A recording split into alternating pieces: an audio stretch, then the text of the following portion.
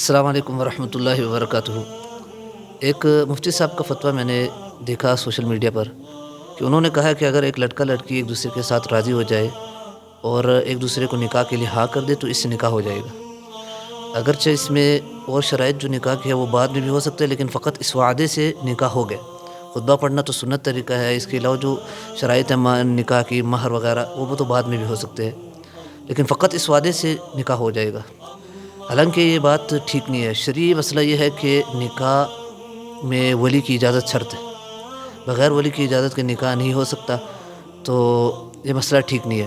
ہاں، یہ بات ٹھیک ہے کہ کسی کے ساتھ ایسا وعدہ نہیں کرنا چاہیے، کسی کے ساتھ ایسا وعدہ نہیں کرنا چاہیے، لیکن جب نکاح بغیر ولی کی اجازت کے نہیں ہو سکتا، ہم دیکھیں گے کہ اس کی حکمت یہ ہے کہ عورت جو ہے وہ ایک صنف نازک ہے جس کی عقل بنسبت مرد کے کم ہوتی ہے، اور جو کہ اتنا بڑا ڈیسیجن اور اتنا بڑا فیصلہ وہ خود سے نہیں کر سکتی، تو اس کے ساتھ شریعت نے ولی کو بھی ملا دیا ہے کہ تاکہ دونوں مل جائے اور ایک مشورہ کر کے ایک صحیح جگہ چنے جو کہ اس کی زندگی کے لیے بہتر ہو۔ تو یہ حکمت ہے اس میں۔ ایسا نہیں ہے کہ اس میں عورت کو اختیار ہی نہیں ہے، بلکہ عورت کو بھی پورا اختیار ہے۔ عورت کی مرضی کے بغیر بھی نکاح نہیں ہو سکتا۔ جیسا کہ اگر پوری دنیا مل جائے اور ایک شخص پہ راضی ہو جائے اور وہ عورت راضی نہ ہو نکاح کرنے کے لیے، تو اس عورت کا نکاح نہیں کر سکتی، پوری دنیا مل کے نہیں کر سکتی اس کا نکاح۔ تو اتنا اختیار شریعت نے اسے دیا ہوا ہے، لیکن صرف اسے اختیار نہیں دیا کہ جاؤ تم اپنی مرضی سے شادی کرو، ایسا نہیں کہا، بلکہ یہ کہا ہے کہ آپ اپنی مرضی بھی چنیں اور اس کے ساتھ اپنے والدین سے مشورہ بھی کرے اور اپنے جو اولیاء ہیں ان سے مشورہ بھی کرے، اور ان کو بھی وہ جگہ پسند آ جائے تو تب نکاح کرنا چاہیے۔ شرعی دلائل اس پر بہت زیادہ ہے۔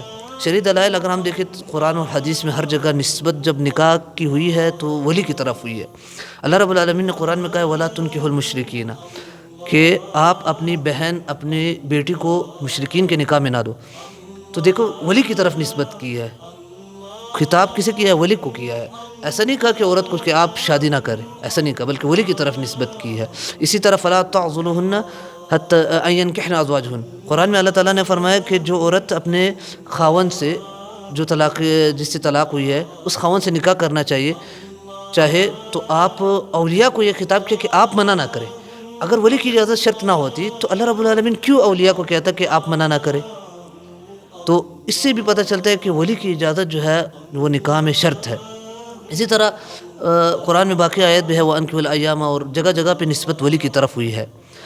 اگر آپ حدیث کی طرف آئے تو امام بخاری نے اس پر باب باندھا ہے، باب من قال لا نکاح الا بولی، کہ اس نکاح بغیر ولی کی اجازت کے بغیر نہیں ہو سکتا۔ اور اسی طرح ابو سنن ابی داؤد میں، سنن ترمذی میں حدیث آئی ہے ابی موسیٰ اشعری رضی اللہ تعالیٰ عنہ کی، کہ انہوں نے کہا کہ نبی صلی اللہ علیہ وسلم فرمائے لا نکاح الا بولی، نکاح ولی کی اجازت کے بغیر نہیں ہو سکتا۔ اور اسی طرح عائشہ رضی اللہ تعالیٰ عنہ کی حدیث ہے کہ ایما امرأۃ نکحت بغیر اذن ولیہا فنکاحها باطل باطل باطل، تو جو عورت بھی ولی کی اجازت کے بغیر نکاح کرے گی تو اس کا نکاح باطل ہوگا باطل ہوگا باطل ہوگا۔ تو یہ سب چیزیں یہ سب دلائل ہے اس پر کہ نبی صلی اللہ علیہ وسلم نے ولی کی شرط لگائی ہے نکاح کرنے میں۔ اس کی حکمتیں بھی کافی ہے۔ ایک حکمت اس کی یہ ہے کہ معاشرے سے یہ جو بے حیائی ہے یہ ختم ہو جائے گی اس سے۔ کورٹ میرج، لڑکا لڑکی ایک دوسرے کو پسند کر دے بغیر باپ کی مرضی کے، پھر دوسرے دن اس کو طلاق ہو جائے گی، پھر وہ آئے گی باپ کے پاس، اپنے والد کے پاس یا اپنے بھائی کے پاس، پھر منتے، یہ سب جھگڑے وغیرہ ختم ہو جائیں گے، کیونکہ شریعت نے جو فیصلہ کیا ہے وہ انصاف پر بنا ہے۔ شریعت نے ولی کو بھی اختیار دیا ہے اور اسی طرح عورت کو بھی اختیار دیا ہے کہ آپ اپنی مرضی سے دونوں مل کر جو بھی چننا چاہے اس شخص کو چنے۔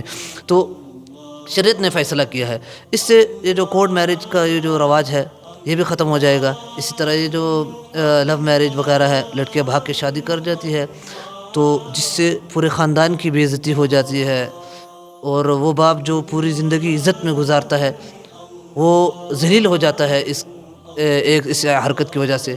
تو یہ سب حکمتیں ہیں۔ اللہ رب العالمین ہم سب کی حفاظت کرے۔ جزاکم اللہ خیر و احسن الجزاء۔